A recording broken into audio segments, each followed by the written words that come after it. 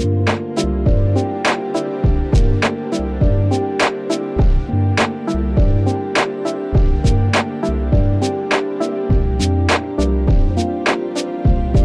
Keighley announced today that both Summer Game Fest and the Game Awards will be live streaming in IMAX theaters going forward. And if he's smart, he won't charge people a dime.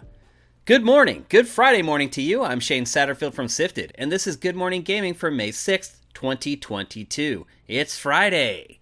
If you prefer to consume the show the way it's intended, in a podcast feed so you can listen on your phone as you get ready for work or on your commute, head to patreon.com/sifted and pledge at $4 or more per month. It's free on our YouTube channel for everyone else, but you're going to have to watch a couple ads. You can find a 4 days delayed feed of our flagship show Game Face by searching your favorite podcast service. Please give the show a review if you can. So future editions of Jeff Keighley's Summer Game Fest and the Game Awards will be simulcast live in IMAX theaters. As part of the announcement, Keighley revealed that the main Summer Game Fest show will air on June 9th at 11 a.m. Pacific, 2 p.m. Eastern, in participating IMAX live theaters across the US, Canada, and United Kingdom, several days before Xbox's big press event. No word on how long each broadcast will be, and the air date for this year's Game Awards was not shared. Keighley's father helped found IMAX, so he's keeping this deal in the family, but there's been no official word on if IMAX will charge to watch the shows live. A quick search around the internet, and most entertainment publications like Screen Rant are assuming that IMAX will charge for tickets. This would be a huge mistake. Before we get into the message it sends to players, let's just talk about revenue and the practicality of it all. Any theater should be happy to have people inside its walls almost any time right now, coming off a pandemic. A lot of people are still reluctant to gather in large numbers as it is, but safely filling up your theater with enthusiastic use in the middle of the day on a Thursday seems like a pipe dream right now. And it is if you're asking for an entrance fee. Having any kind of business on this day or time should be viewed as a bonus for theaters. If IMAX and Keighley are smart, they'll give away all the tickets in some kind of fun way. Once the people are in the theater, you can make all your money with your crazily priced snacks and drinks. They're essentially trapped there for 3 hours after all. And unlike with films, people will be buying concessions during the show, not just before. Now, let's discuss the message that you're sending and the likelihood of people attending if the tickets cost money. If you look at the metrics Keighley himself uses each year to tout the success of these two shows, it's always the number of people watching the streams. He himself is telling people that the ideal way to watch it is at home on your computer screen or TV using a Twitch or YouTube app. Or at least he's messaging that if you want to help his shows be successful, you need to watch the live streams. His demographic is smart and tech savvy. They know as well as anyone that these sorts of shows are essentially 3-hour marketing and advertising programs. They're willing to look past that if there's a payoff, a pot of gold at the end of the commercial-strewn rainbow. Asking them to pay for the right to watch commercials is gonna go over like a lead balloon. Now, some kids will be out of school and looking for something to do, but when they can watch the same show completely free from the comfort of their home, and they know that's the metric that really matters, which one do you think they're going to choose? If they charge, IMAX attendance will be extremely low, and so if they do charge for tickets, they can't charge more than $10, right? Right? So let's say 30 kids show up at each theater for a grand total of $300 plus some concessions. Is it smarter to have a packed house of 150 with everyone buying concessions? I think it is. Now, I get that movie trailers are usually shown before each film on a normal night at an IMAX theater, which are essentially commercials for movies, but this is literally 2 hours plus of it. And we're not just talking video game trailers either.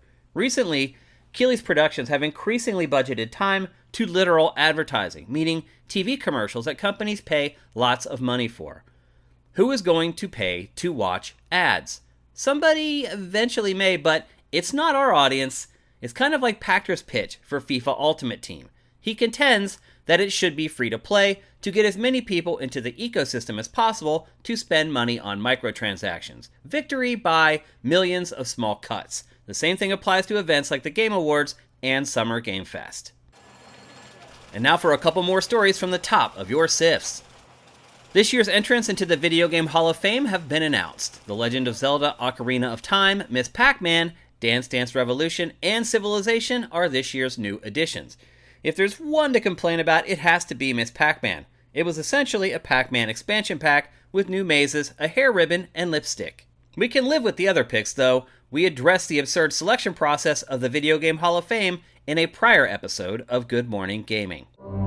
Today we got the first look at Neil Blomkamp's Off the Grid. This new sci-fi battle royale features cyborg operators equipped with futuristic blades. The trailer looks so good we thought it was CG, but there's a tag at the bottom of the screen explaining the game footage is running on Unreal Engine 5. That means this one's PS5 and Xbox Series only when it launches in 2023. The studio describes it as a cyberpunk battle royale 2.0 multiplayer shooter, that's a mouthful, where you shape the story and the gameplay.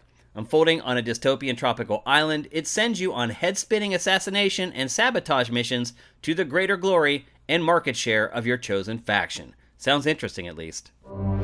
According to Activision's annual report to investors, over 3,000 people are working on various Call of Duty games right now at Activision Blizzard. That's almost a third of Activision Blizzard's entire workforce.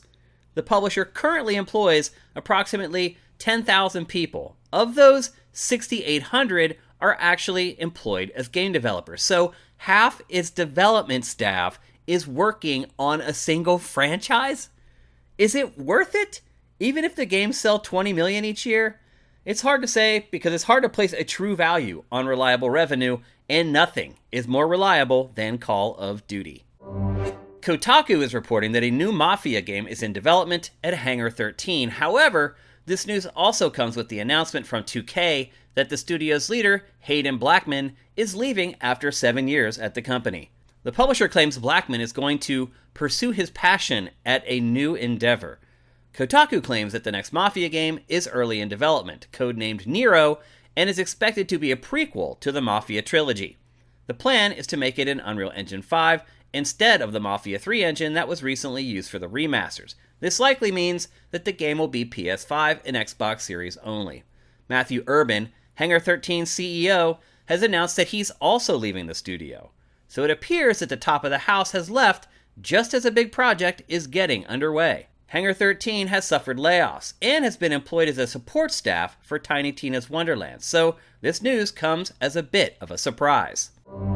Path of Exile is now almost 9 years old, but it's still receiving major and regular updates. It hit its highest player count in a decade just in February, so people are continuing to discover this free-to-play action RPG anew. The new crew of people are going to be happy because its newest expansion, called Sentinel, launches in a week. Sentinel lets you team up with ancient constructs that power up enemies, resulting in better loot drops. It launches on May 13th for PC and Mac, and May 18th on console.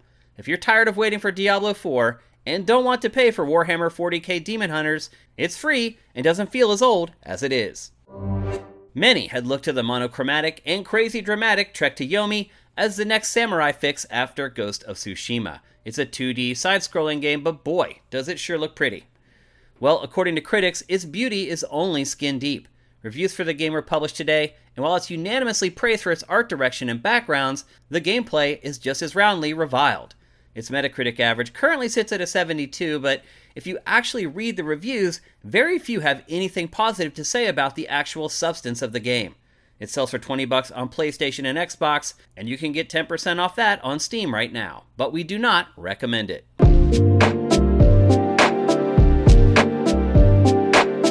Let's take a break, and when we come back, we'll tackle today's boss fight.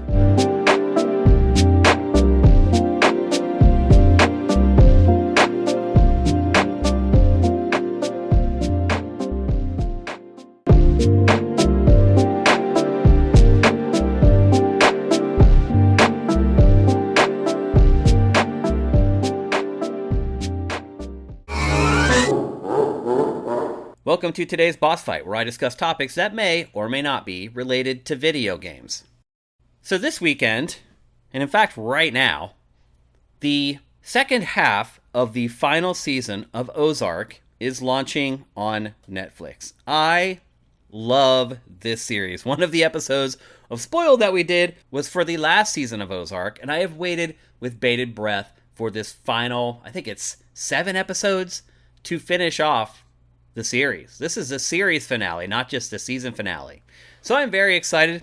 I don't have a lot of free time, and I am pretty much prepared to find little pockets of time this weekend to essentially binge the final handful of episodes of one of my favorite Netflix series ever.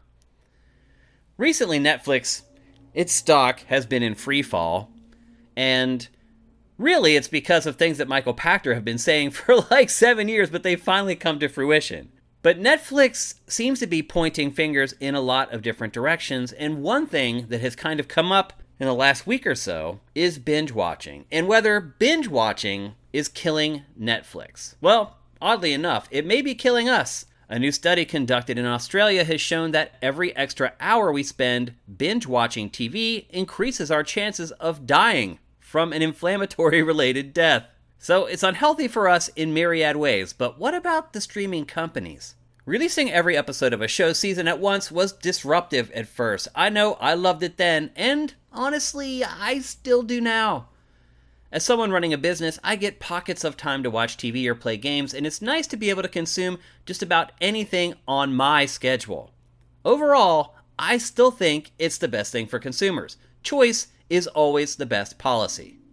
But if Netflix ultimately decides that it has to choose between releasing episodes once per week, or adding advertising, or increasing the monthly price yet again, I'm willing to go back to the weekly model for episode releases. Or, if Netflix claims, as it currently is, that it may have to crack down on sharing passwords, again, I'll take more staggered episode releases. There are several arguments to be made.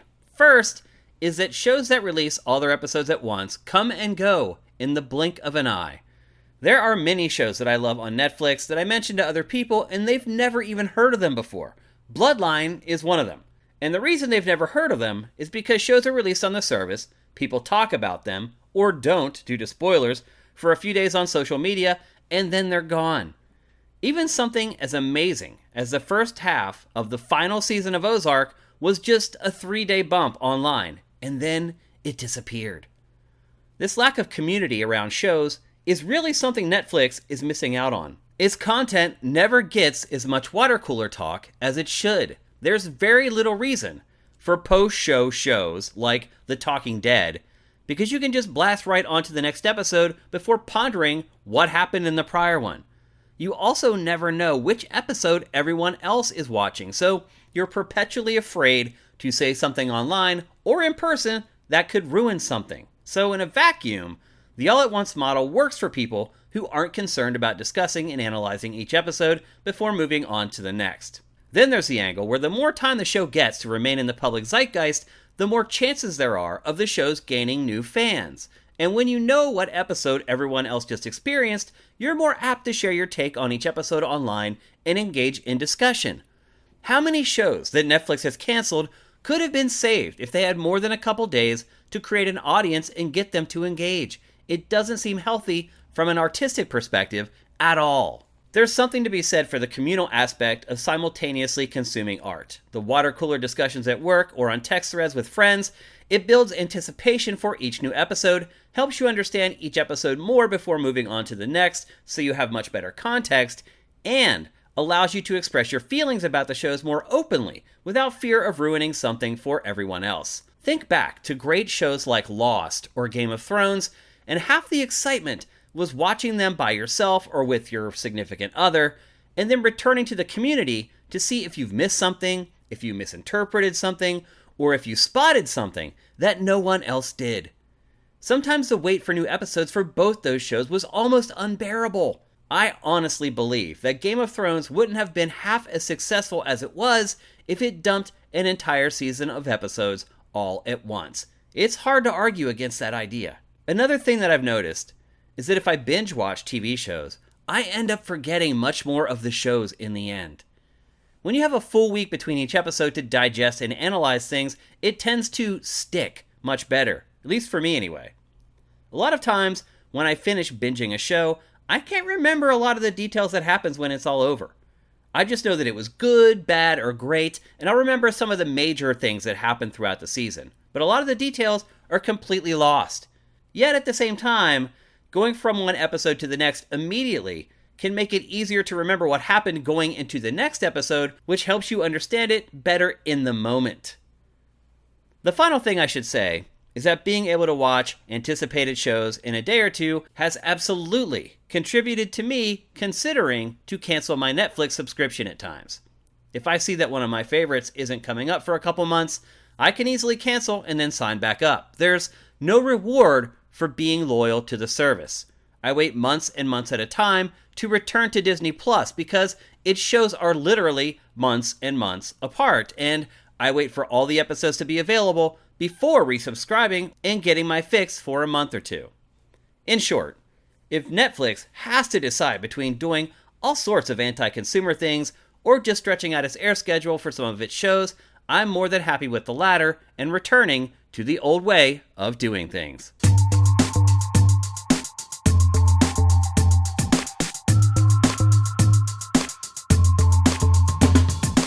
Thanks for listening to Good Morning Gaming. I appreciate every single one of you who listens to GMG.